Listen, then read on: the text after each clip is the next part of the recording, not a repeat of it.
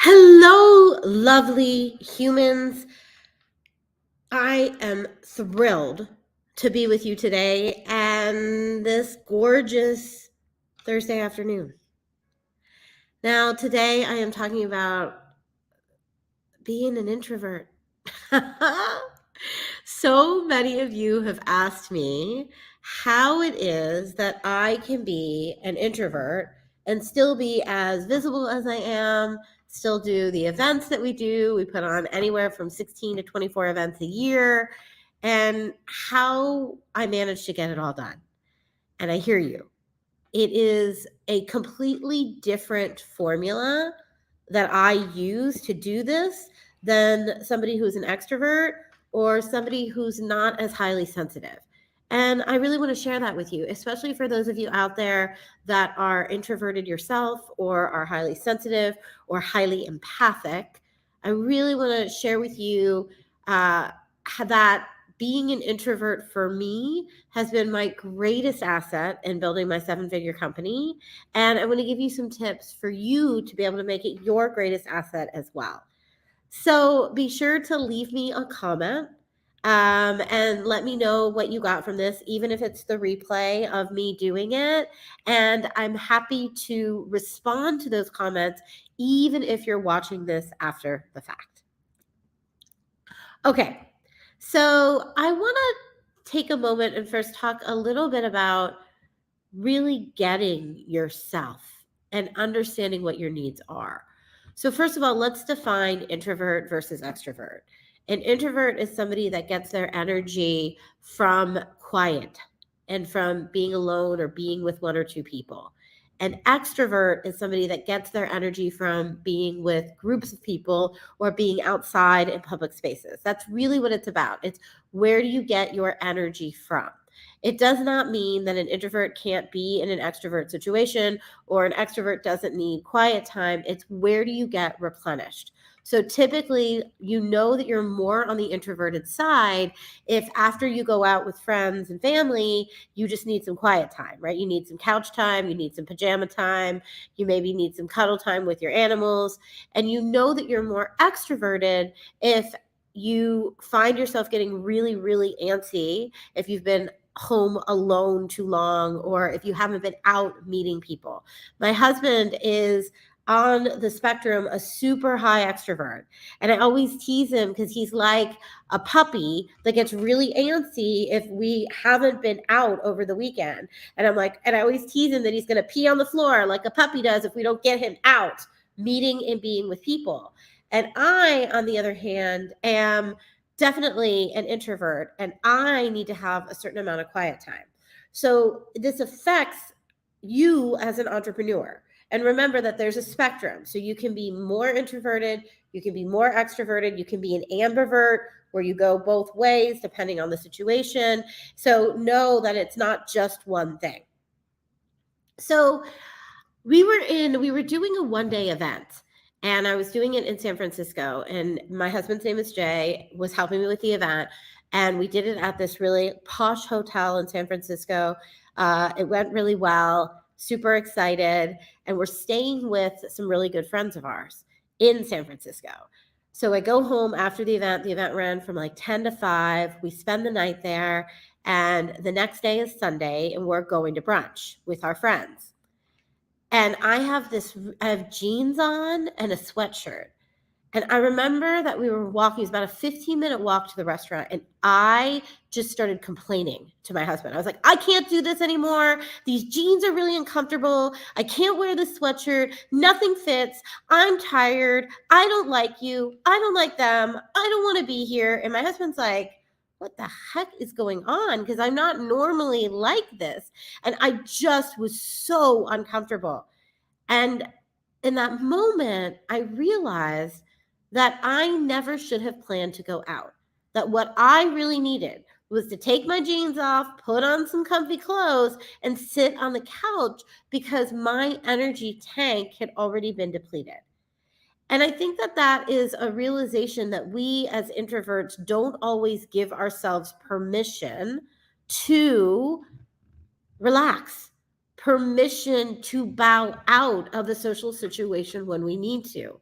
And that's one of the first things that I want to talk about here in managing and navigating life as an introverted entrepreneur is that when you have done something that you are holding a container of energy, that could be a webinar, that could be a 2-hour workshop, it could be virtual, it could be in person. What you need to know is that the next day, you are going to feel like you've run a marathon. It's going to feel like your tank is empty, and that's because it is. So, one of the things that you want to plan in as an introverted entrepreneur is make sure that you plan in time to recover.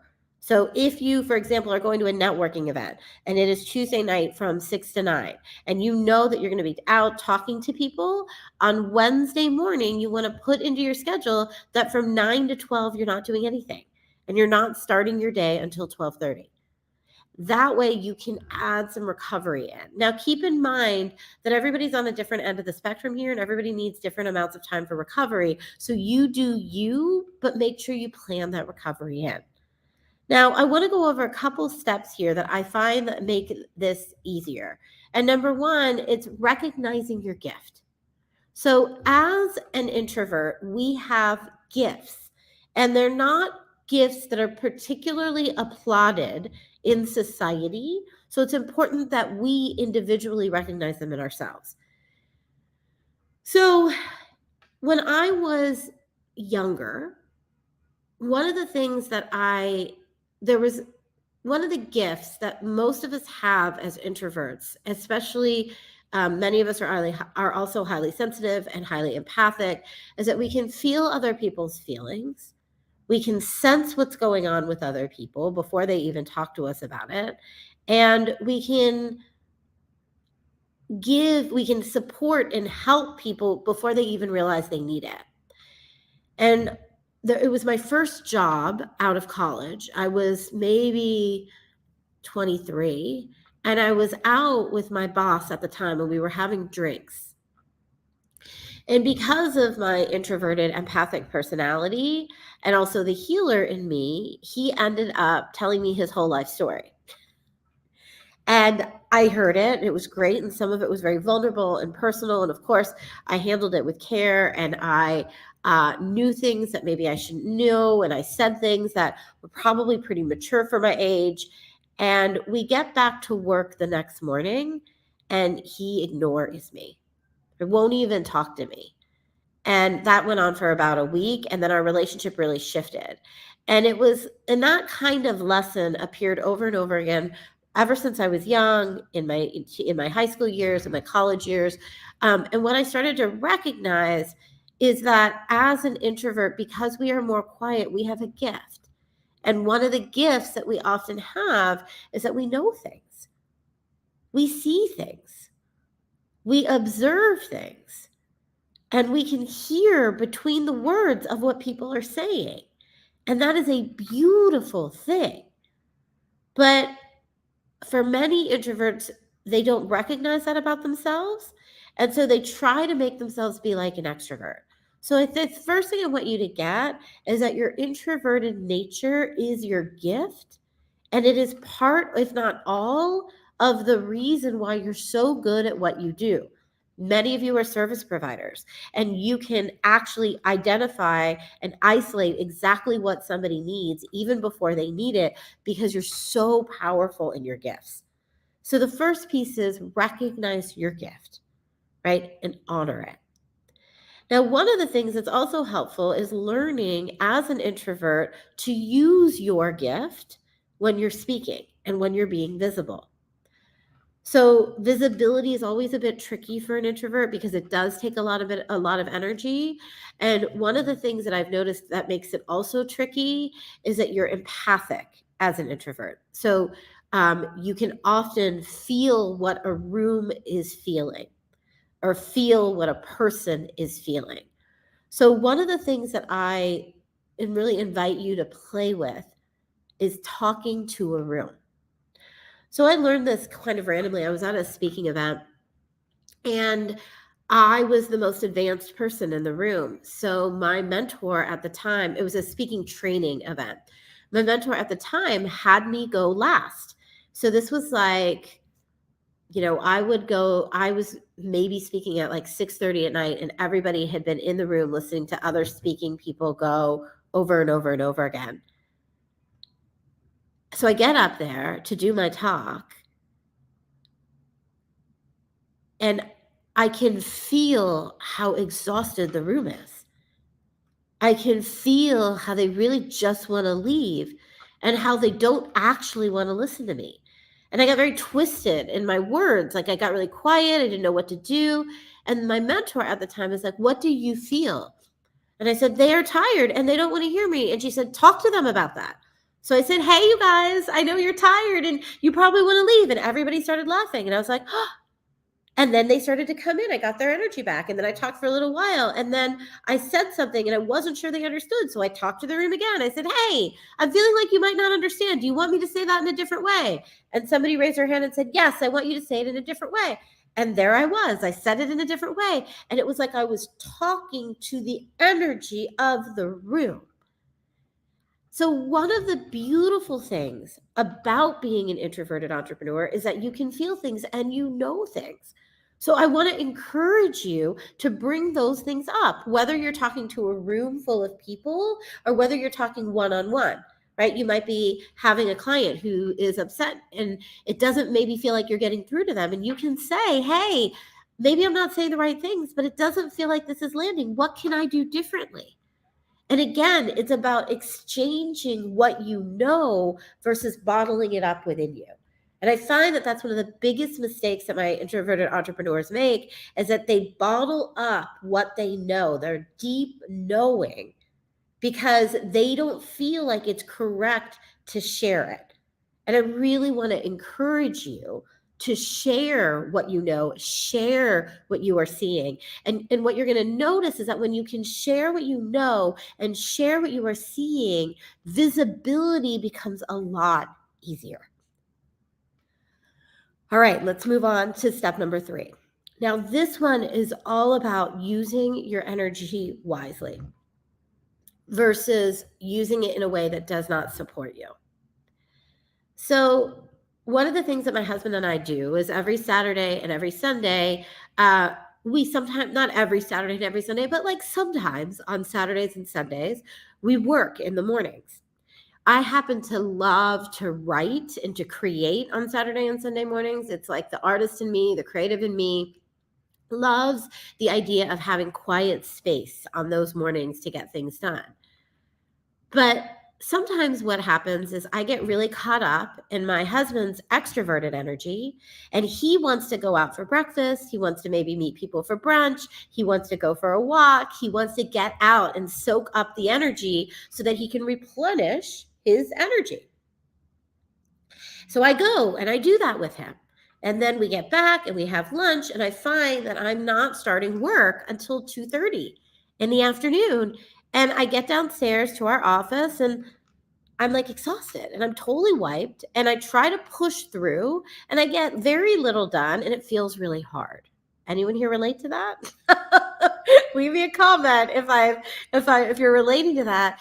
And that's because for us as introverts, there are very small windows in which you can actively work effectively, where you can focus well. And it's different for all of us. For me, my window of focus is best done between 8 a.m. and 11. So if I can sit down and do a 3-hour block between 8 a.m. and 11, I'm going to be much better off for the like literally the rest of the week than I am if I try to do something at 2:30 or 3 o'clock. So this is another piece as an introvert, as a highly sensitive entrepreneur, as an empath, is where are your windows in which you use your time wisely? Figure them out and really step into them. And then we're going to move into step number 4 here, which is redefining visibility. For many of you as an introvert, your energy, and for me, this is true too, the energy, like it goes in waves. Sometimes you're really high energy, and sometimes you're low energy, and sometimes you're high energy, and sometimes you're low energy. And what that means is that there are moments in which visibility is easy for you, where visibility feels totally doable. And then there are moments where visibility is just feels exhausting. So I recommend, depending on where your level of energy and introvertedness lies, if you're somebody that feels like you rarely, if ever, have energy to do it during the week, I recommend that you batch process your videos, you batch process your lives. You can do lives on StreamYard or Restream. You can do them ahead of time so that you can still stay consistent in your visibility even if your energy is waning during the week. And this is especially true for any of you that have chronic illness or you're nurturing or caretaking a family member and you just have an unpredictable schedule. Now, for those of you that know that you could do it during the week, but there's this place where you just don't like doing it. Maybe visibility for you feels terrifying. Maybe it feels like when you're in front of an audience, whether it's a video or whether it's doing a talk, like that they suck the life out of you. And that it feels so exhausting before, during, after. And if that is you, I want you to redefine what visibility is. So, Michael Singer talks about how the way in which we fall in love with our work is that we show up to every moment and be of highest service to the moment.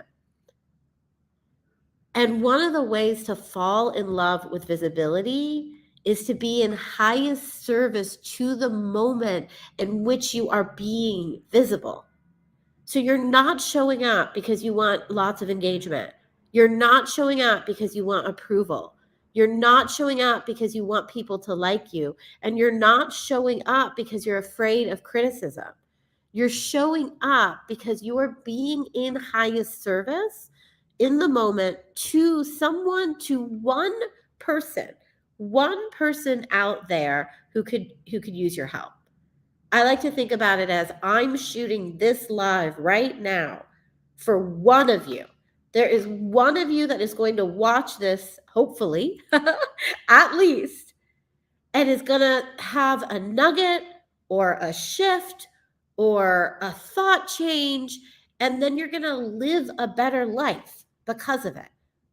It's going to trigger something awesome for you. It's going to change your life.